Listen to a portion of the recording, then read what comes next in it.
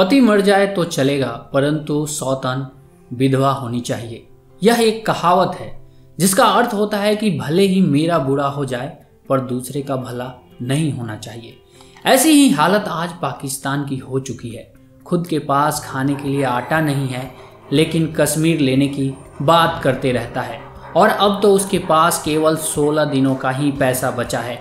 ऐसे में पाकिस्तान दुनिया के सामने सिर्फ रो रहा है और हाथ फैलाकर भीख मांग रहा है। इसके साथ ही साथ पाकिस्तान अकड़ भी दिखा रहा है, क्योंकि अभी हाल ही में दावोस पहुंचे पाकिस्तान के विदेश मंत्री बिलावल भुट्टो कश्मीर का ही रोना रो रहे थे, जबकि पाकिस्तान की जनता भूख से मर रही है। आटे के लिए लोगों में गोलियां चल रही है तो कहीं आटे के लिए लोग रो रहे हैं, लेकिन पाकिस्तानी आर्मी और नेताओं को उनकी फिक्र बिल्कुल नहीं है। भीख मांगते मांगते शर्म भी नहीं आती है, लेकिन कश्मीर का राग नहीं छोड़ेंगे, चाहे अपनी जनता मर जाए। अपनी जनता को भूख से मार रहे ये झूठे शान और शौकत वाले नेताओं को देखिए। इन्हें अभी भी लग रहा है कि भारत कश्मीरियों पर जुल्म कर रहा है, तो उन्हें यह पता होना चाहिए कि भारत के कश्मीर में आटा 35 रुपए किलो है और पाकिस्तान अधिकृत कश्मीर में 150 रुपए किलो। फिर भी पीओके की जनता को आटा खाने को तो छोड़िए, देखने को भी नहीं मिल पा रहा है। अब आप ही बताइए कि भला जुल्म कहाँ है, पीओके में या भारत के कश्मीर में? खैर, आप वो बात भी छोड़िए। पाकिस्तान की बेहतरी के लिए जब पाकिस्तान के अंबानी कहे जाने वाले एक बिजनेस टाइकून मियां मासा ने नई सरकार से कहा था कि शहबाज शरीफ को भारत से या मोदी से दोस्ती कर लेनी चाहिए, इसी से पाकिस्तान की भलाई हो सकती है और तभी पाकिस्तान की जनता और अर्थव्यवस्था बच पाएगी। लेकिन मजाल है कि पाक आर्मी और पाक हुक्मरान ये बात मान लें। अपनी जनता को मार देंगे, लेकिन अपनी जनता के लिए भारत से बात नहीं करेंगे।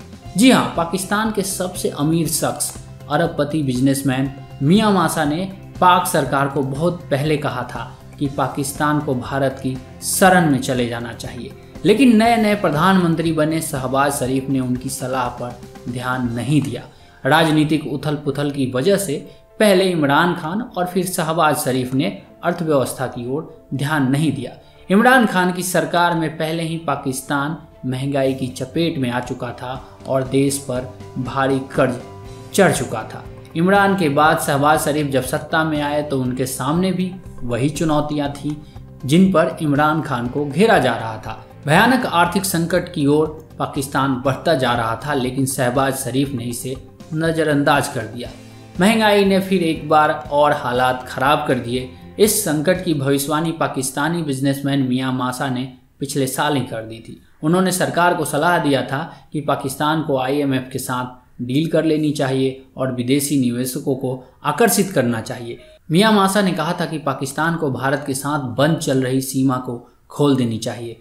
भारत को पाकिस्तान के हर मर्ज की दवा बताने वाले मियां मासा ने कहा कि पाकिस्तान को FATF की ग्रे लिस्ट से बाहर आने के लिए भारत के साथ उनके रिश्ते सुधारने होंगे और व्यापार शुरू करना होगा। लेकिन पिछले 3.5 साल में इमरान खान कश्मीर कश्मीर चिल्लाते रहे और उनके बाद 4 महीने से आए शहबाज शरीफ भी कश्मीर का ही राग अलाप रहे हैं। आज पाकिस्तान की ऐसी दशा हो गई है कि दोस्त दुश्मन सभी पहले बेइज्जत करते हैं और फिर दरवाजे से भगा देते हैं।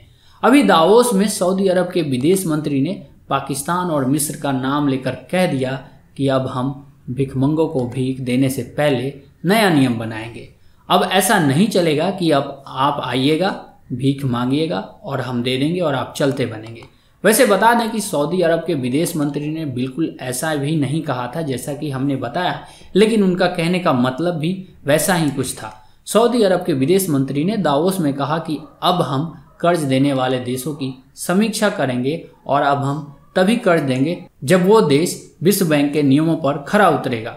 तो कुल मिलाकर हमने भी वही बात कही, तो आप समझ ही गए होंगे कि क्यों पाकिस्तान कश्मीर कश्मीर चिल्ला रहा है, लेकिन अपने लोगों को भूख से नहीं बचा पा रहा है। आपको क्या लगता है, पाकिस्तान भारत के आगे झुकेगा या फिर पीओके में पाकिस्तान के खिलाफ बगावत हो जाएगी?